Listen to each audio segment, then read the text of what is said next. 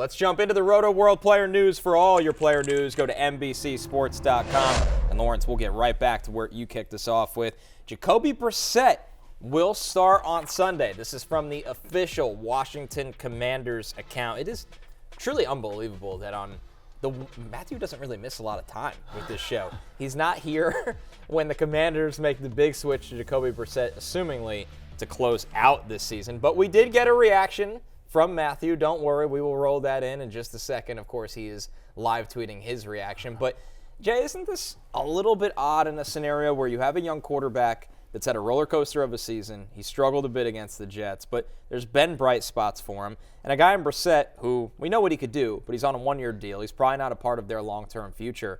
To just not go with the young guy the last 2 games of the season? Well, firstly, couldn't be happy that Matthew's not here today because we would have lost 25 minutes of the show to Jacoby Brissett, but we'll get Matthew's reaction. Secondly, makes a lot of sense as the Commanders continue their late push towards the playoffs.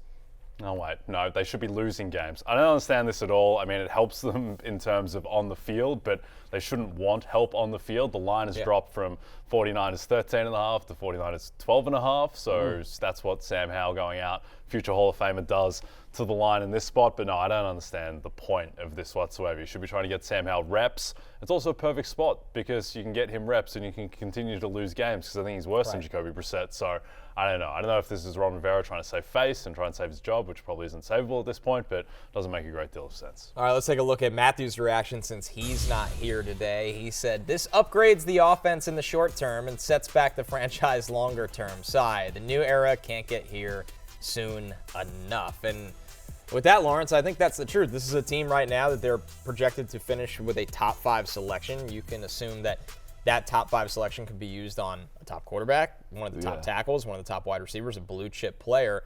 And the reality is, maybe not this week, but Jacoby Brissett does give them a better chance to win and move that draft slot back. And that's clear. We saw him come in the last 2 games, and the offense was night and day with him in there. They looked like they was going to lose 50-0 against the Jets.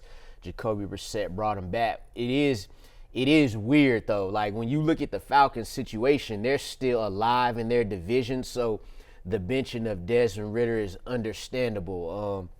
You've seen what you've seen. This is what I think about this. Because they're out of the playoffs, right? Because the Commanders are out of the playoffs, it's like, one, I do think it's part of Ron Rivera trying to say, well, hell, I know I'm out of here anyway. I might as well try to win me some games. But knowing that they're out of the playoffs and you're benching a young quarterback, it kind of makes me believe that they'll be in the market for that possibly once this next draft cycle come out. You mentioned having a top 5 pick, and a lot of the talk has been on the Bears taking the quarterback, but now you have both the Patriots and the Commanders in that position, and both of those teams will be looking for new quarterbacks as well. So that's kind of what I took for it, because in any other event, you rather just see Sam Howell play.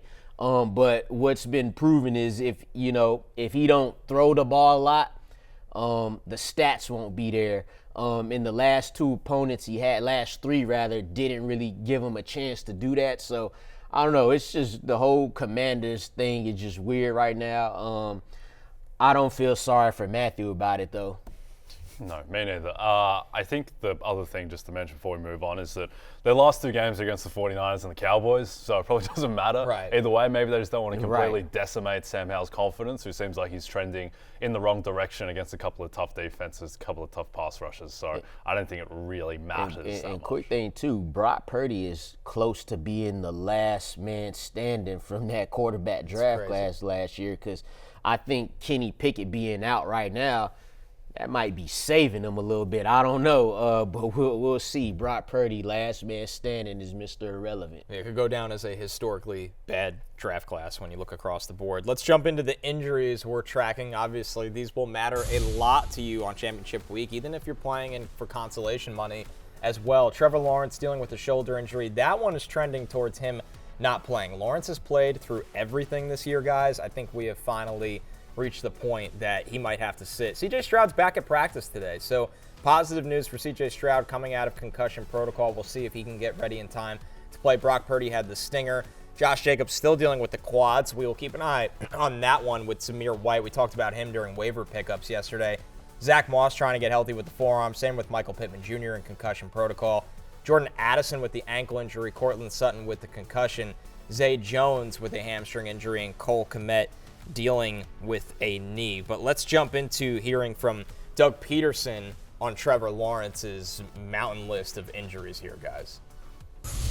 All the injuries that he has sustained are all hits, all contact stuff, and it's part of it, and that's his style and that's his aggressiveness, and he's been fortunate enough to bounce back from all of them. So we'll see as he goes this week where he's at, but we've been fortunate that he's been able to be available every week so far. What's your concern level that maybe the team is starting to tune out a little bit? I don't know if it's tune out your message or tune out the coach's message, because, again, we've asked every week and it's been sort of the same issues that have cropped up every week. I don't think that's happening. I've had conversations with players the last couple of days, and guys are still locked in and focused, and they know. Listen, I might have said this after the game. I mean, it's not like they're going out there and trying to make these mistakes, right? I mean, we just have to be more aware of what's happening. And as coaches, we got to keep continuing to coach them up and put our players in positions to be successful on game day. So I don't feel like they're tuning out at all. Jay, the good news for Jacksonville is they have Carolina this week, so it's a game they can get by, assuming Lawrence has to miss some time. The bad news is right now, this is a division that's wide open and slipping away from them quickly. Yeah, it is. They just seem like a mess, particularly defensively. I think from a fantasy perspective, if it is C.J. Beathard behind an offensive line that has struggled and an offense that is really off-kilter at the moment, obviously you have to downgrade Calvin Ridley, you downgrade Evan Engram. Obviously everyone gets worse. Now Travis Etienne, he might be a bit more immune to that because Carolina's run defense has really struggled. They might lean on him more. If it is Beathard, though, you would still prefer Lawrence just because of the greater touchdown potential. In terms of football, their season is just completely derailed. It wasn't that long ago where they were in control of their own destiny to get the 1 seed in the AFC. Now, all of a sudden, they have an easy schedule. They play the Panthers, and then they close at the Titans. But those aren't layups with the way this team is playing. No team is a layup. Bryce Young's coming off his best game as a professional, so I think it's hugely open for the Colts or the Texans, particularly because those teams play each other in Week 18, and someone has to win that game, and that could be for the division. Yeah, and you talk about it's like there's a lot of injuries on all of these teams, and it's making it like, hey, it's the AFC South is saying, hey, somebody come get it. You mentioned downgrading all the Jaguars' pass weapons in fantasy. I don't know if it's, they could possibly be not better per se, but they may hold up at least with a healthy C.J. Beathard as opposed to an injured Trevor Lawrence. And, he's got the starter streak going right now, but it may be to the point where he might have to miss a game. But Calvin really hasn't been productive in 3-4 games regardless. So, that's tough on that end. When you look at the Texans could be in a prime spot, especially looking at the Colts, how they lost to the Falcons. Getting C.J. Stroud back this week against Tennessee, that would be big for them. He'd be the lone starting quarterback left, depending on how long Ryan Tannehill keeps playing. But this would be a perfect spot for C.J. Stroud to come in, win these last 2 games, and kind of get back a hold of that rookie of the year that he's got going on. And who needs him in fantasy? Nico Collins, who just caught 4 targets for 18 yards and a touchdown. So you would think no Tank Dell, Nico Collins to, as they say, the moon, but it's not like that when you shuffling out backup quarterbacks. As we take a look here at the AFC South, the odds to win the division along with the remaining schedule, Jacksonville is the heavy favorite at -175 because what you highlighted, Jay, they have the Panthers and then the Titans. The Colts at +350 over there. They have the Raiders, who are obviously a tough out right now. Then the Texans, if Stroud is back healthy, that completely changes the dynamic of the team. Now the Texans are still down the board a little bit here as they have Tennessee and the Colts. So the fact is they have 2 division games, which absolutely helps. But this odds board, Jay, seems to be assuming that Jacksonville is able to handle business with or without Trevor Lawrence in these final 2 games. Yeah, I could not touch Jacksonville at minus 175 this current price just because uncertainty around Lawrence. Even if he does play, he's probably limited. Their defense is all over the place at the moment. They just got eviscerated by the Bucs. And I know the Bucs are a good story, but that shouldn't be happening. So my bet right now, and I think you guys like the Colts, I would probably be on the Texans just because C.J. Stroud is practicing today, expecting that he will likely come back. So they're 4.5-point favorites over the Titans. Then they go to an Indianapolis team that's coming off a really bad loss to Atlanta. Having watched an ungodly amount of that game, wasn't a very good one. Blake Freeland at right tackle, he's just getting lit up playing in place of Braden Smith. They really need Braden Smith back. And if it is Blake Freeland again, Gardner Minshew needs the most help that he can possibly get.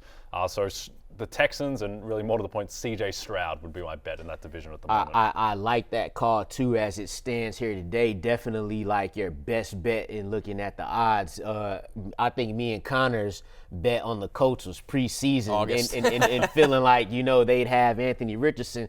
And as I'm watching the Colts the past few weeks and I'm seeing them with their record, they're 8-6, and all I keep thinking about was, man, damn, if they had Anthony Richardson, they'd be at least 2 wins better, possibly, man. But it's just like the team is well coached, you could tell.